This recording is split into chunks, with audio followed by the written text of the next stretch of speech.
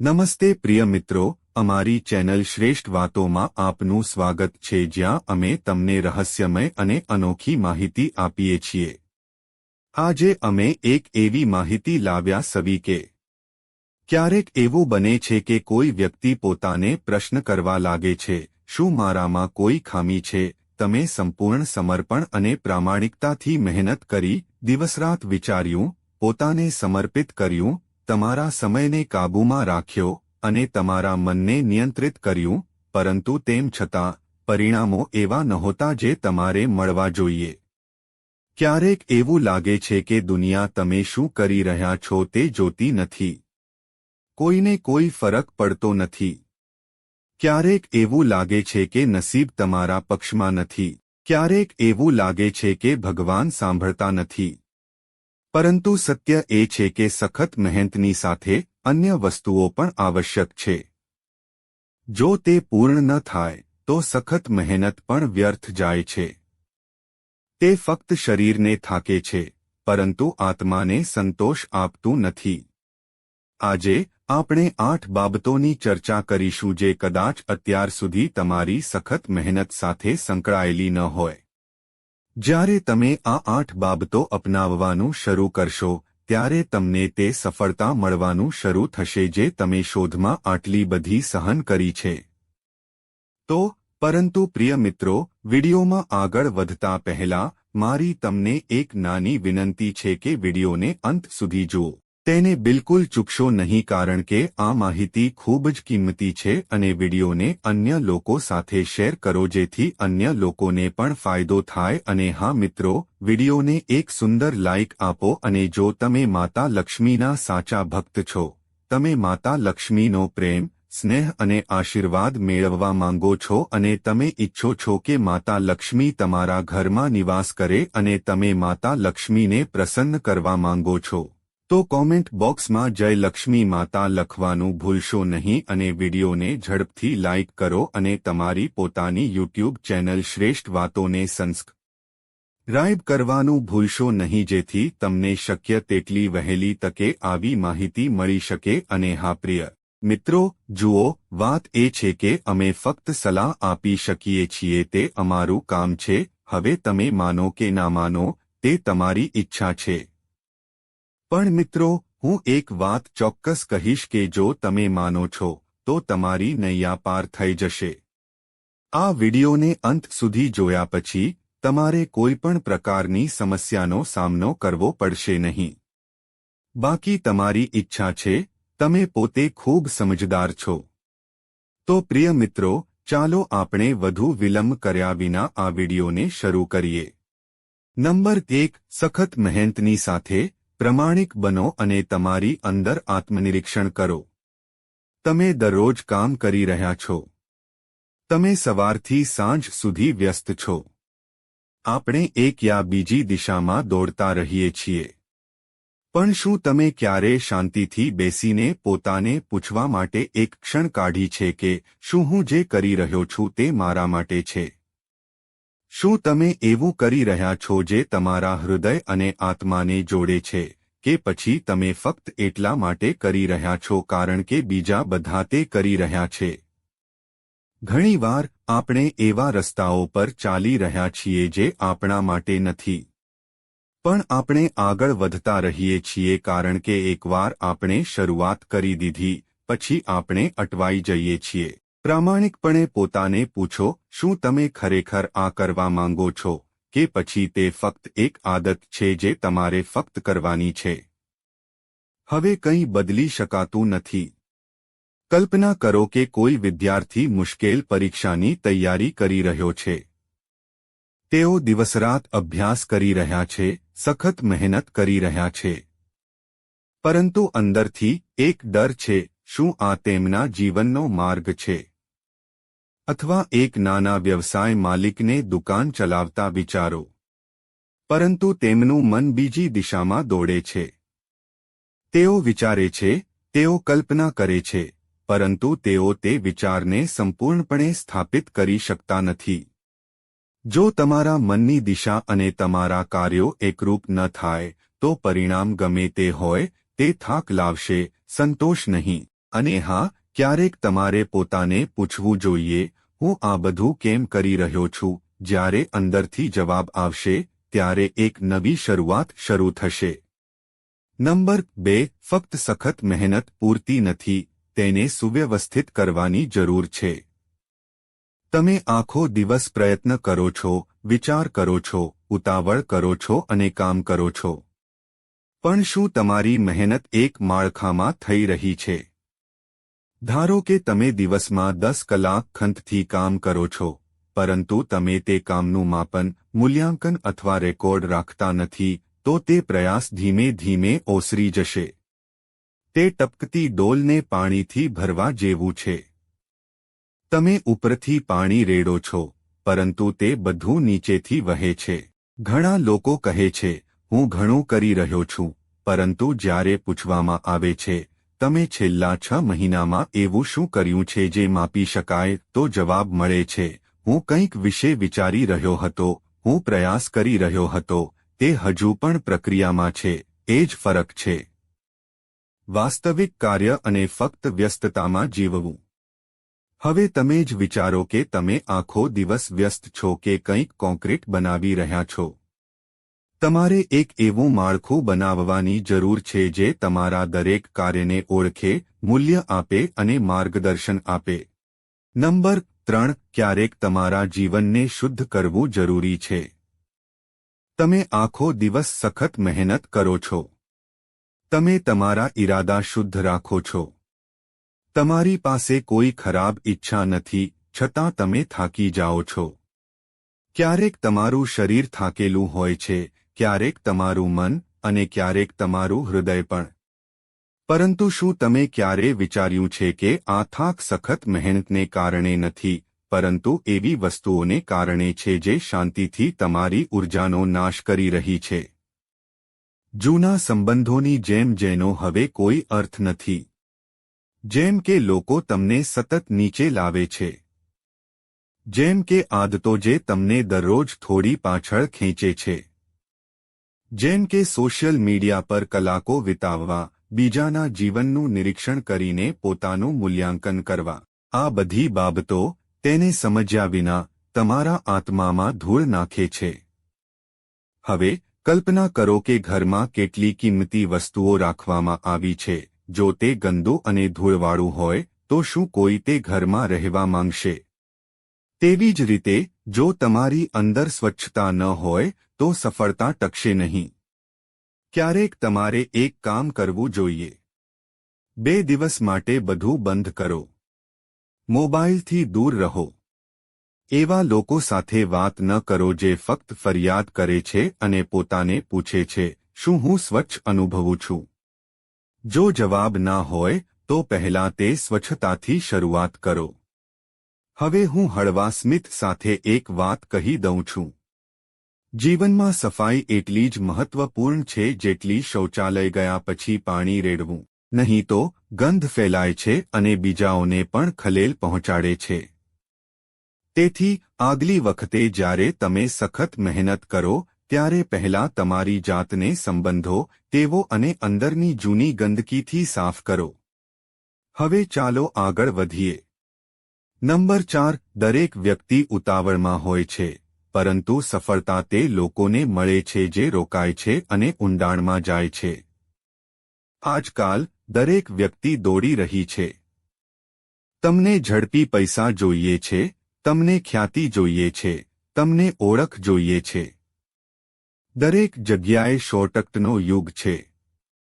5 મિનિટમાં કરોડપતિ. 7 દિવસમાં સફળતા, 1 મહિનામાં તમારું શરીર બનાવો, 10 દિવસમાં સોશિયલ મીડિયા સ્ટાર બનો. પણ મારો વિશ્વાસ કરો, જે વસ્તુઓ ઝડપથી બને છે તે એટલી જ ઝડપથી નાશ પામે છે. આજે તમે જે લોકોને મહાન માનો છો તેમની પાછળ 10 વર્ષનો સંઘર્ષ છે. તેઓ દેખાયા પણ નહીં, તેઓ બોલ્યા પણ નહીં, તેઓ ફક્ત શીખ્યા, પડ્યા, ઊભા થયા અને પછી ફરીથી પડ્યા. તમે પણ સખત મહેનત કરી છે.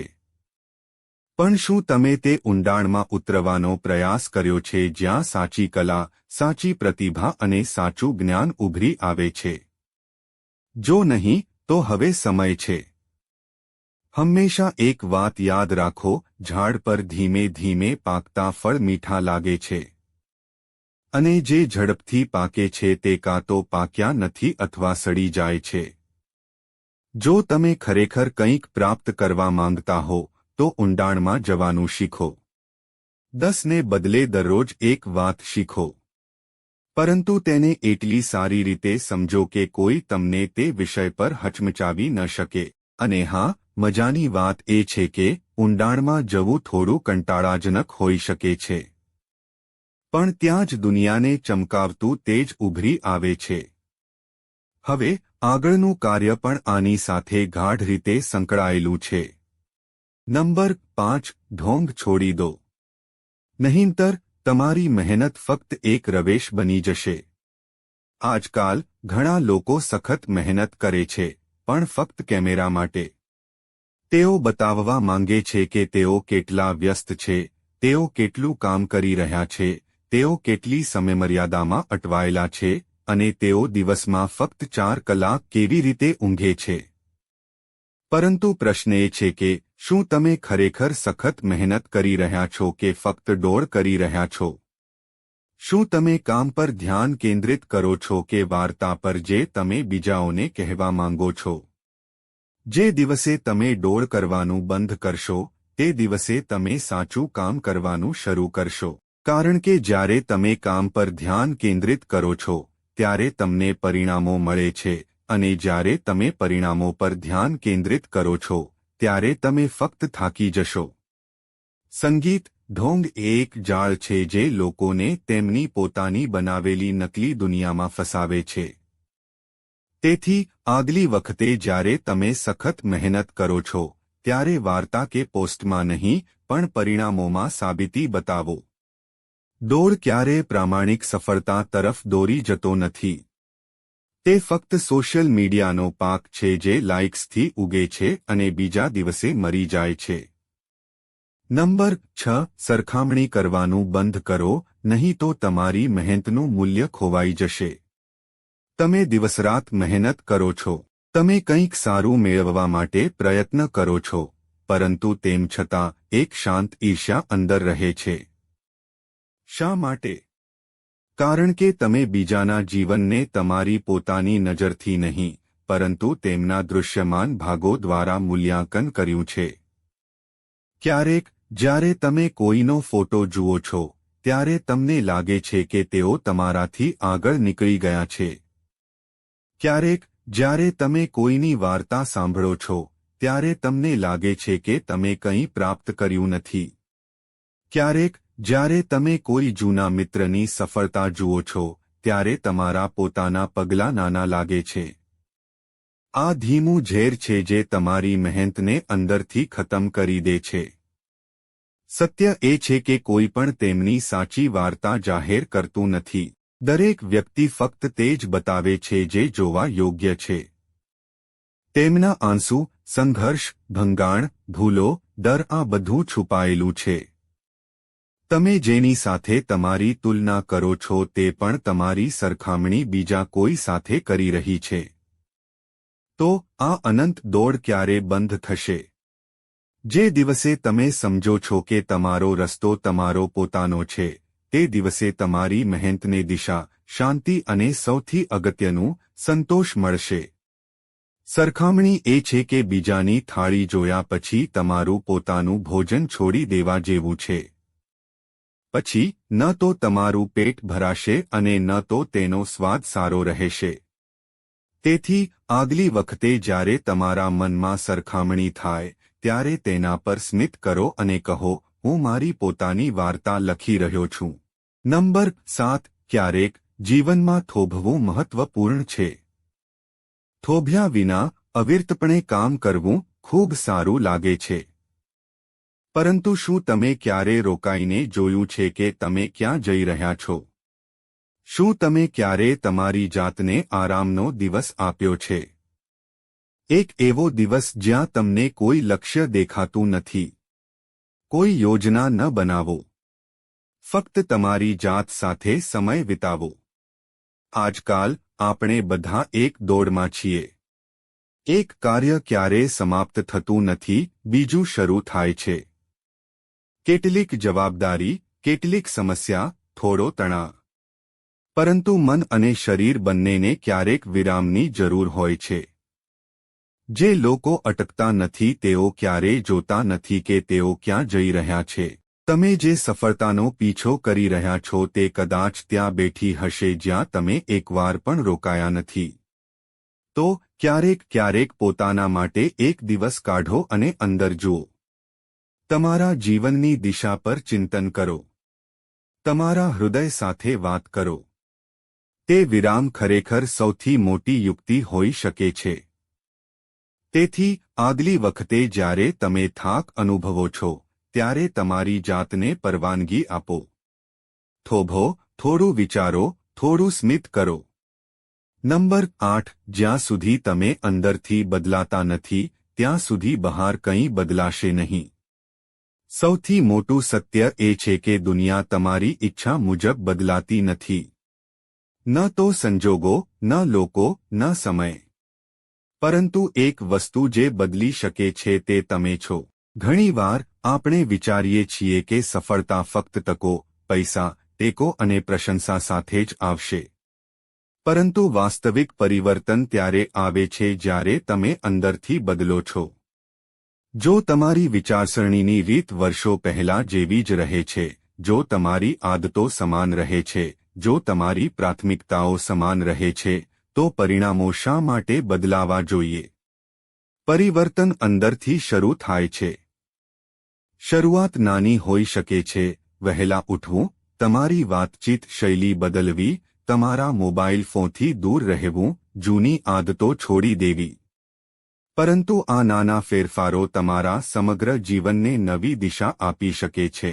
જેમ અરીસો સ્પષ્ટ રીતે ત્યારે જ પ્રતિબિંબિત થાય છે જ્યારે આપણે તેની સામે ઊભા રહેવાની અને સ્પષ્ટ રહેવાની હિંમત રાખીએ છીએ. તો આજથી શરૂ કરીને તમારી અંદર જુઓ, તેને નવું બનાવો અને મારા પર વિશ્વાસ કરો, બહારની દરેક વસ્તુ બદલાઈ જશે.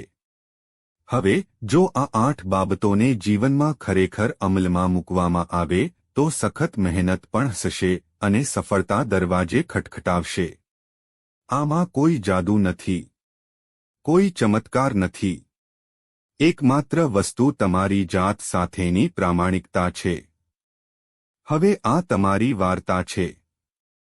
તેને કેવી રીતે પૂર્ણ કરવી તે તમારા હાથમાં છે. પ્રિય મિત્રો, તમને આ વિડિયો કેવો લાગ્યો અમને કોમેન્ટમાં જણાવો. જો તમે માતા લક્ષ્મીના સાચા ભક્ત છો તો તમે માતા લક્ષ્મીનો પ્રેમ, સ્નેહ, આશીર્વાદ મેળવવા માંગો છો અને માતા લક્ષ્મી તમારા ઘરમાં નિવાસ કરે અને તમે માતા લક્ષ્મીને પ્રસન્ન કરવા માંગો છો, તો વિડિયોને ઝડપથી લાઇક કરો અને તમારી પોતાની યુટ્યુબ ચેનલ શ્રેષ્ઠ વાતોને સબસ્ક્રાઇબ કરો અને કોમેન્ટ બોક્સમાં ચોક્કસપણે જય લક્ષ્મી માતા લખો. મિત્રો, આ બધી માહિતી જનહિતને ધ્યાનમાં રાખીને આપવામાં આવી રહી છે. તમારી શ્રદ્ધા અને માન્યતા પર જ્યોતિષ અને ધર્મના ઉપાયો અને સલાહ અજમાવો. વિડિયોનો હેતુ ફક્ત તમને વધુ સારી સલાહ આપવાનો છે. અમે આ સંદર્ભમાં કોઈપણ પ્રકારનો દાવો કરતા નથી. મિત્રો, જો તમને વિડિયો ગમ્યો હોય તો ચોક્કસ લાઇક અને સબસ્ક્રાઇબ કરો. આભાર. જય શ્રી કૃષ્ણ.